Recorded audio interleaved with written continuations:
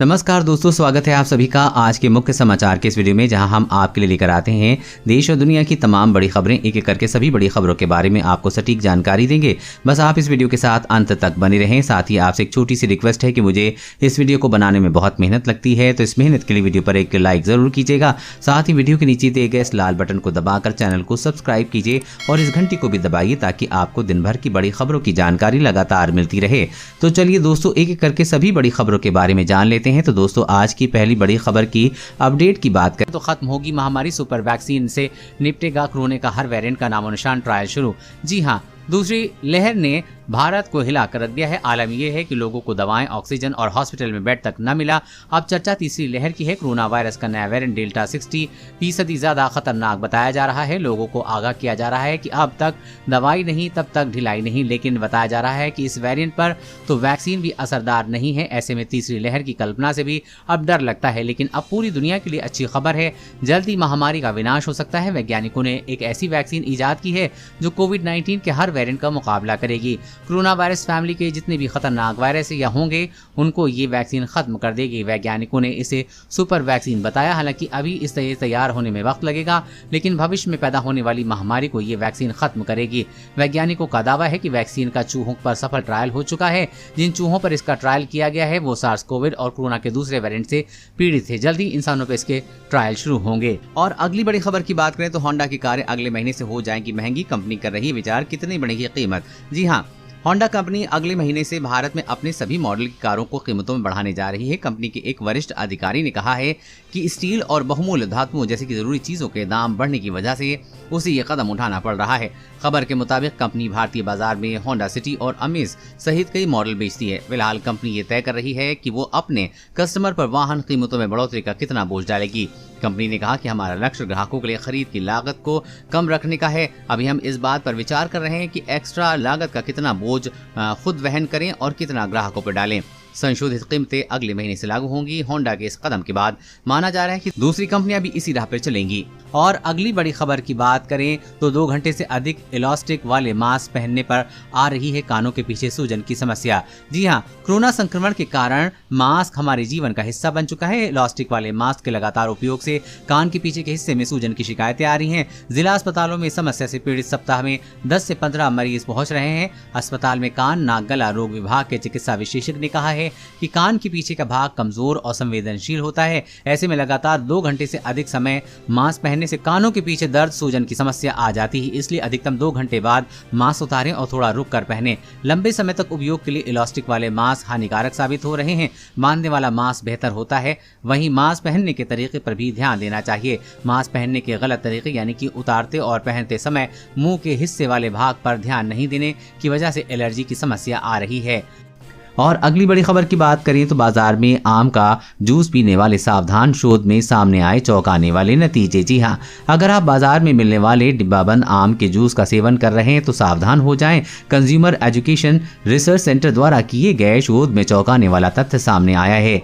आम के रस में उच्च स्तर के पोषक तत्व और चीनी होती है जो आपको बीमार कर सकती है। बाजार में बिकने वाले आम के रस का स्वाद जितना अच्छा होता है वो उतना ही हानिकारक भी होता है। अगर आप बाजार में नामी ब्रांड के आम के जूस का सेवन कर रहे हैं तो आपको खास तौर पे सतर्क रहने की जरूरत है। बाजार में उपलब्ध रसों में बड़ी मात्रा में फूड कलर और चीनी मिलाई जाती है जो स्वास्थ्य के लिए हानिकारक है। हाल ही में 10 से अधिक ब्रांडों पर शोध किया गया है जिसमें अधिकांश नमूनों में हानिकारक चीजें मिली हैं। ऐसे में बाजार में मिलने वाला डिब्बाबंद आम का जूस सेहत के लिए हानिकारक हो सकता है। शोध से पता चला है कि आम के रस में डाइबेस कलर, डेटाजीन, सनसेट येलो के अलावा खराब पानी की मात्रा अधिक होती है जिसका असर स्वास्थ्य पर पड़ता है।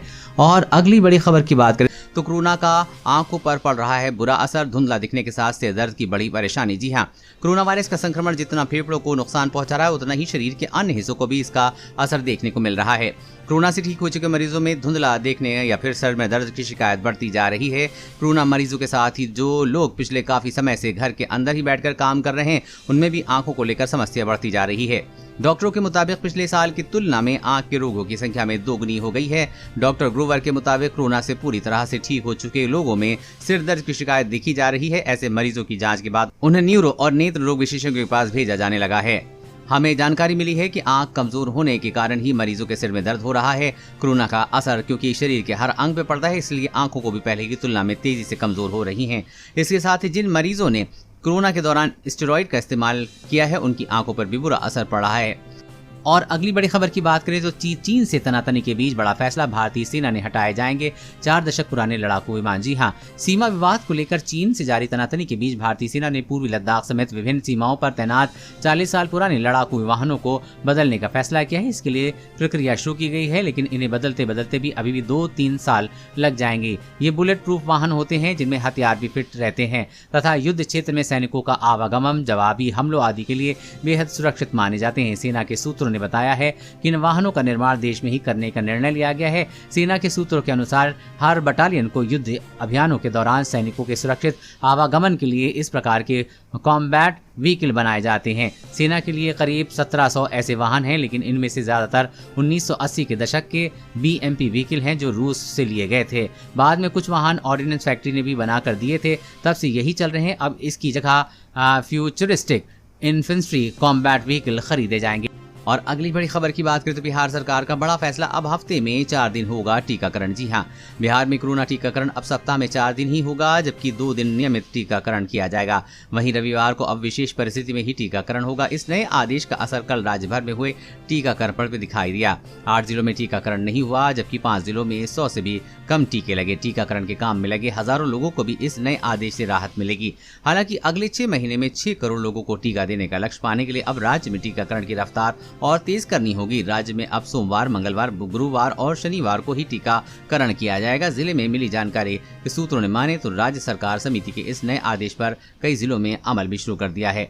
और अगली बड़ी खबर की बात करें तो केंद्र सरकार ने पेंशन भोगियों को दी राहत, अब ईमेल, व्हाट्सएप, SMS में मिलेगी पेंशन स्लिप। जी हां, केंद्र सरकार ने अपने पेंशन भोगी कर्मचारियों को बड़ी राहत दी है। अब उन्हें अपने पेंशन स्लिप के लिए बैंकों के चक्कर काटने की जरूरत नहीं पड़ेगी।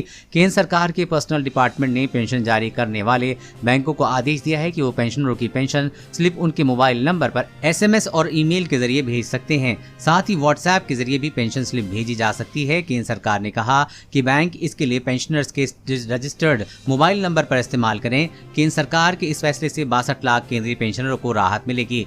आपको बता दें कि पेंशन भोगियों को कई जगह अपनी पेंशन स्लिप दिखानी पड़ती है, जैसे इनकम टैक्स रिटर्न फाइल करना, महंगाई भत्ता, महंगाई राहत और DA के साथ DR एरियर से जुड़े काम में भी ये दिखाना पड़ता है। रिटायरमेंट के बाद बुजुर्गों को हर महीने बैंक से पेंशन स्लिप लेने के लिए जाना पड़ता है, इसी के लिए सर्विस देने की बात कही गई है। और अगली बड़ी खबर की बात करें तो सावधान, ऐसे लोगों में डेल्टा वेरिएंट से संक्रमण का खतरा अधिक, अस्पताल में भर्ती होने का जोखिम भी दुगना। जी हां, दुनिया भर में तेजी से फैल रहे कोरोना का डेल्टा वेरिएंट स्वास्थ्य संगठनों के लिए गंभीर चिंता का विषय बना हुआ है। विश्व स्वास्थ्य संगठन के मुताबिक दक्षिण अफ्रीका और यूनाइटेड किंगडम में इस वेरिएंट के कारण कोरोना के मामले फिर से तेजी से बढ़ने लगे हैं। इसके चलते कई देश दोबारा लॉकडाउन की तरफ बढ़ रहे हैं। डेल्टा वेरिएंट जो कि म्यूटेशन के साथ डेल्टा प्लस में बदल गया है। डेल्टा वेरिएंट को लेकर हो रहे तमाम शोध में वैज्ञानिक इसे कोरोना के अन्य वेरिएंट से कहीं ज्यादा खतरनाक और संक्रामक मान रहे हैं। हाल ही में हुए एक अध्ययन में वैज्ञानिकों ने चेताया है कि इस वेरिएंट से संक्रमितों के अस्पताल में भर्ती होने का जोखिम 2 गुने से अधिक हो सकता है। इतना ही नहीं, WHO ने अपने हालिया बयान में कहा है कि इस समय पूरी दुनिया बेहद खतरनाक दौर से गुजर रही है। लोगों को इससे बचाव के लिए विशेष सावधानी बरतने की आवश्यकता है। और अगली बड़ी खबर की बात करें तो 2 बच्चों की नीति पर जल्द कानून बनाएगा असम, विधानसभा में बिल लाने की है तैयारी। जी हां, 2 बच्चों की पॉलिसी को लेकर सुर्खियां बटोरने वाली असम सरकार अब इसे लेकर कानून बनाने की तैयारी में है। अगले महीने बजट सत्र में सरकार की ओर से इस संबंध में विधानसभा में विधेयक पेश किया जा सकता है। इस विधेयक में ऐसे लोगों की सरकारी नौकरियों और योजनाओं के लिए पात्र माना जाएगा जिनके 2 या उनसे कम बच्चे हों। नए कानून की योजना के बारे में बताते हुए संसदीय कार्य मंत्री पीयूष हजारिका ने कहा कि सरकार इस कानून को लेकर काम कर रही है। फिलहाल इस बात पर विचार किया जा रहा है कि इस कानून को किस तरह से लागू किया जाए। हालांकि अब तक इस पर कोई राय फाइनल नहीं हो पाई है। और अगली बड़ी खबर की बात करें तो ICMR की स्टडी, डेल्टा वेरिएंट के खिलाफ कोरोना से ठीक हो चुके लोगों में वैक्सीन की एक ही डोज काफी है। जी हाँ, ICMR की स्टडी के नतीजे से पता चला है कि कोरोना वायरस की डेल्टा के खिलाफ सुरक्षा मामलों इंसानी शरीर में हार्मोनल और कोशिकाएं इम्यून सिस्टम की महत्वपूर्ण भूमिका निभाई हैं। वॉलंटियर्स पर किए गए रिसर्च में पता चला है कि डेल्टा वेरिएंट के खिलाफ सफलता मामले में संक्रमित हो चुके व्यक्ति के शरीर में वैक्सीन की एक खुराक ने भी बेहतर प्रदर्शन किया है, जबकि कोविशील्ड को दोनों डोज लेने के बाद भी व्यक्ति में डेल्टा वेरिएंट से संक्रमण का खतरा बना रहता है। इस स्टडी में इसके पीछे की वजह के बारे में बताते हुए कहा गया है कि कोरोना वायरस को मात दे चुके लोगों के शरीर में संक्रमण के खिलाफ एंटीबॉडी पहले की तुलना में अधिक अधिक मजबूत हो जाती है, जो मरीजों को नए स्ट्रेन से लड़ने में मदद करती है। ऐसे में कोविड वैक्सीन का एक भी खुराक उन्हें कोविड के खतरनाक स्ट्रेन डेल्टा से सुरक्षा प्रदान करता है। दोस्तों, आज की खबरों बस इतना ही। इसी तरह हर रोज काम की खबरें जानने के लिए आप हमेशा हमारे साथ जुड़े रहें। हमारे साथ जुड़ने के लिए वीडियो के नीचे दिए गए इस लाल बटन को दबाएं और साथ ही इस घंटी को भी दबाइए ताकि आपको हर खबर की सटीक जानकारी मिल सके। जय हिंद, धन्यवाद।